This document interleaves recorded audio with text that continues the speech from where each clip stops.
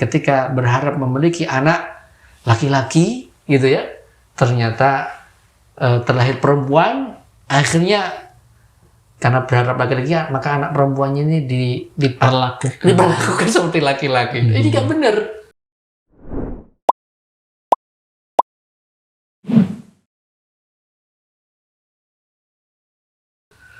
Ya, walaysa dzakaru kal unsa.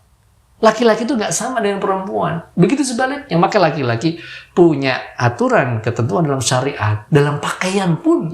Laki-laki juga punya ketentuan. Dan perempuan juga begitu. Contohnya aurat nih, mohon maaf. Aurat laki-laki itu dari pusar sampai di bawah lutut. Jadi kalau kita live gini nggak pakai koko tapi nggak sopan kan? Tapi sebenarnya aurat itu bisa dari aurat dari pusar itu ke bawah. Ini aurat secara syar'i. Tapi wanita enggak. Wanita itu seluruh tubuhnya, mohon maaf, seluruh anggota badannya itu aurat kecuali wajah dan telapak tangan.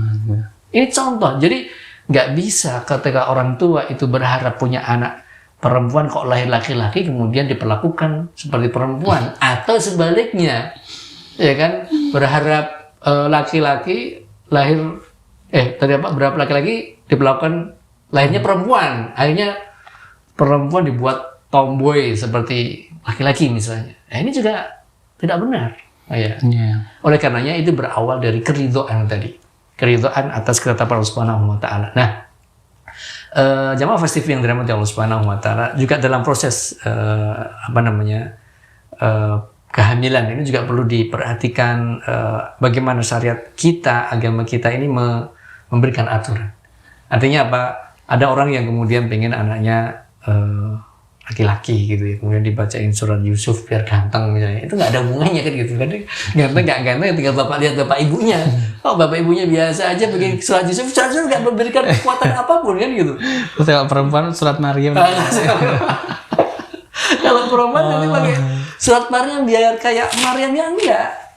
Itu kan ya jamaah Fast TV yang dirahmati wa ta'ala. Maka kemudian kita ingat pada hadis itu, kullu mauludin yuladu 'alal fitrati fa abawahu yuhawidanihi aw yunassirani aw yumajjisanihi. Jadi yang akan merubah si anak ini nanti menjadi baik, menjadi soleh atau tidak ya kedua orang tuanya itu. Masalah fisik ya jangan berharap lah kayak saya gini pas-pasan begini kan. Wajahnya pas-pasan pengen lahir anaknya hidungnya mancung ya nggak ketemu berkorol gitu kan, nggak mungkin istri kita juga nggak mancung, ya kan, misal gitu. Jadi ini jamaah Fast TV yang dirahmati. Jadi jangan kita membuat sesuatu yang kemudian itu justru malah tentu menyalahi aturan syariat, karena Al-Quran itu semuanya baik. Kita bisa baca semuanya, tidak harus mengkhususkan pada ayat-ayat tertentu, pada surat-surat tertentu ya. Justru janin itu akan terlahir juga karena asupan makanan sang ibu. Ini tentu jamaah Fast TV, saya kira kita semua tahu ya, ketika kita ingin mendapatkan generasi yang baik, yang sehat secara fisik, juga asupan makanannya juga harus asupan makanan yang baik, yang halal sehat, tentunya, yang sehat kan gitu kan. Karena ada satu kasus, dan ini saya kira banyak ya, karena kita sampaikan tadi, dan ini nasihat khusus pada para calon ibunda. Tadi karena Allah Subhanahu wa taala sudah menetapkan tadi kan ya, hamalat hukurha wa wada'at hukurha. Jadi memang pada posisi ketika mengandung juga berat, ketika persalinan juga berat. Ya. Jadi ini sudah dipikir, oh yang fitrah saya berat begini. Tapi itu kan surga kan gitu. Kalau dia sabar maka dia akan mendapatkan surga. Maka di sini ya jamaah Fast TV yang dirahmati Allah Subhanahu wa taala, ketika pada kondisi mengandung itu susah kan, kadang nggak mau makan. Ya. Nah, ini juga perlu kita menyiapkan mental itu. Mentalnya disiapkan, harus dipaksa makan apapun. Ya kan? Ya, jangan kemudian karena tidak mau makan kemudian cari makanan yang dia inginkan. Ya. Yang mengandung MSG misalnya. Karena saya mohon maaf, saya punya teman akrab ya, qadarullah masya fa'al, istrinya ketika dia hamil itu sayuran nggak mau, susu nggak mau, yang sehat-sehat ya, buah nggak mau. Tapi kalau dikasih makanan yang ada MSG-nya, ada micinnya, dia mau. Yang terjadi apa? Yang terjadi qadarullah masya fa'al, bayi itu terlahir dalam keadaan cacat. Ya. Ini juga poin kedua tadi.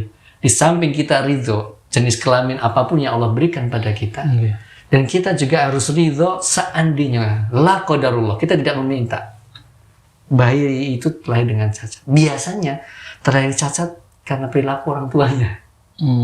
Termasuk salah satu di antaranya tadi asupan makan yang masuk ke rahim itu yang tidak sehat, yang mengandung zat kimia, termasuk autisme gitu ya. Ya, itu dalam waktu 9 tahun, 9 bulan 10 hari misalnya. Kan jelas itu membuat hal yang luar biasa di janin itu, ya kan.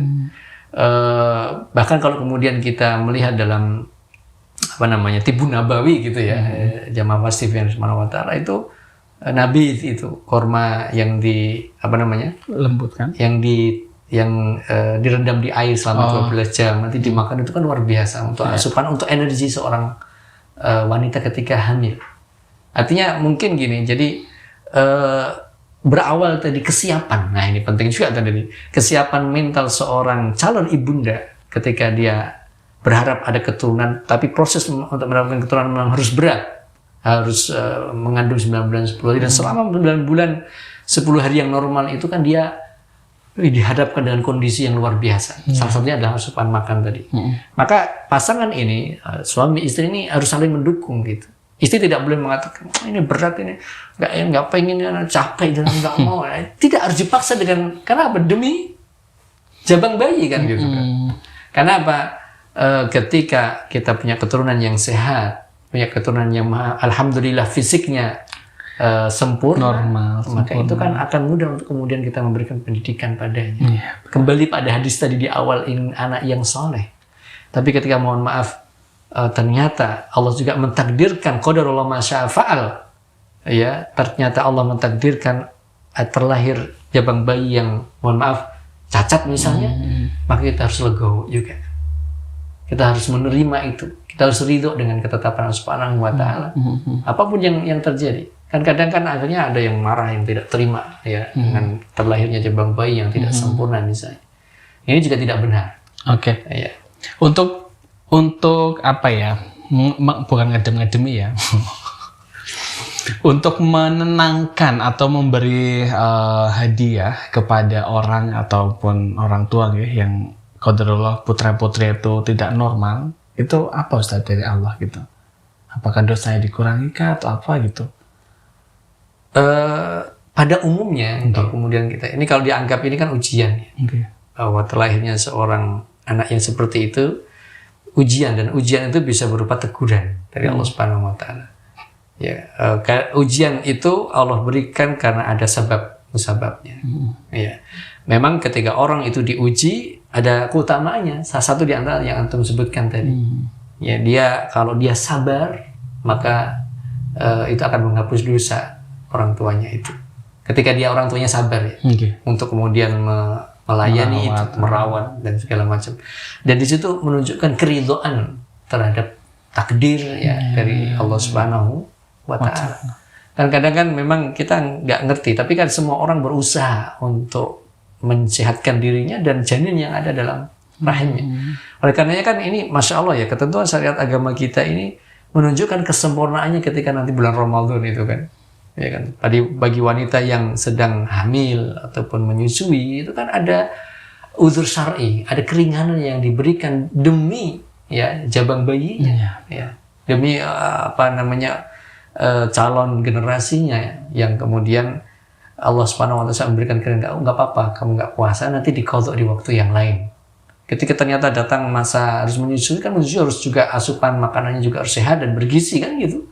Ini juga sama. Jadi kondisi dua kondisi yang kita sebutkan tidak hanya di skala hamil, mohon maaf ya, tidak hanya di kala mengandung, tapi juga saat menyusui, saat menyapih itu.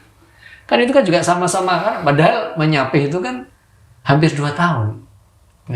Bahkan Abdullah bin Abbas radhiyallahu ta'ala ketika menyebutkan ayat tadi di surat Al-Ahqaf 15 itu, sampai beliau berpendapat bahwa kalau seandainya ada seorang janin terlahir pada usia 6 bulan, itu benar berdasarkan pada ayat tadi, karena hitungan mengandung dan menyapih itu 30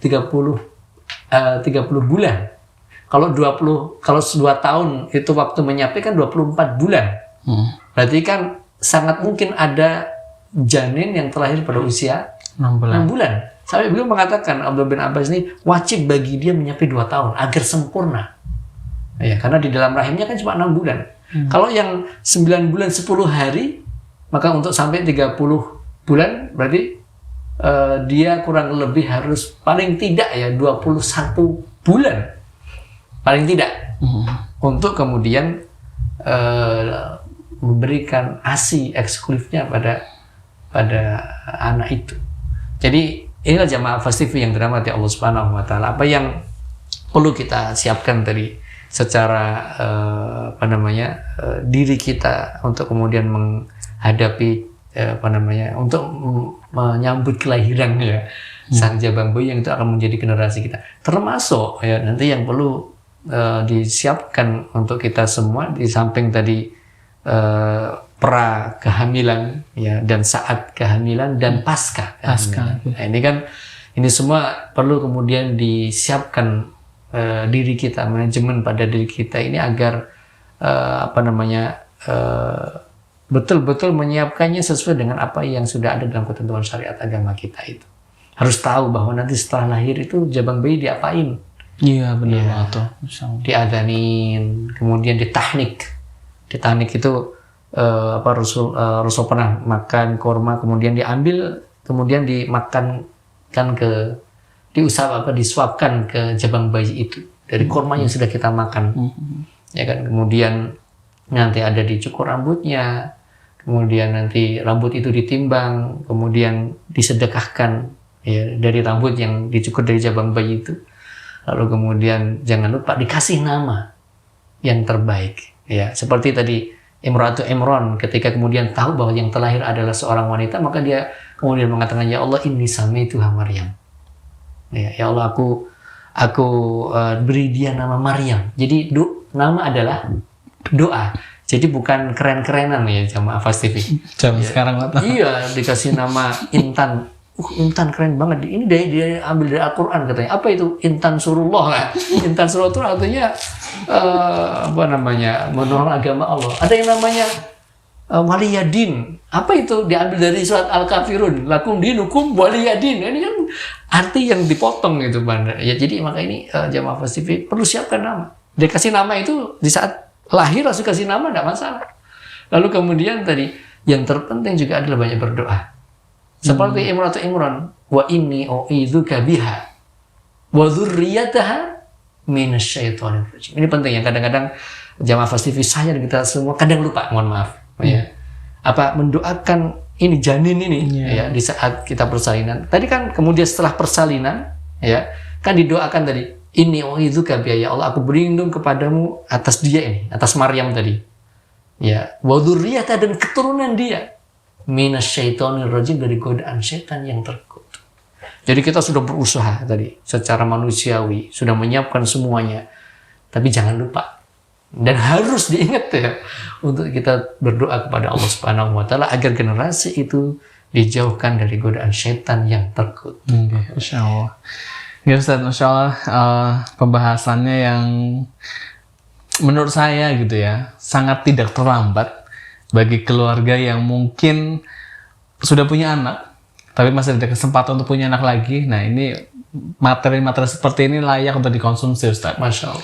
Meskipun sudah punya anak, tapi kadang ya itu tadi, kan kita nggak tahu ya anak ke sekian kondisinya seperti apa, dan terkadang karena sudah seringnya dengan yang baik-baik, qadarullah mendapatkan yang tidak baik, hati tuh kayak nggak terima gitu, Ustaz.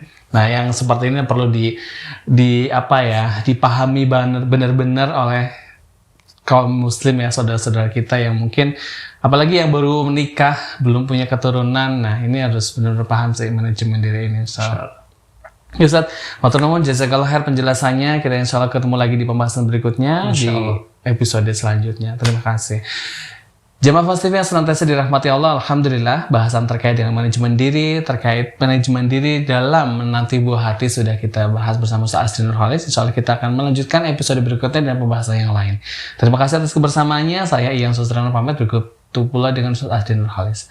Terima kasih. Wassalamualaikum warahmatullahi wabarakatuh.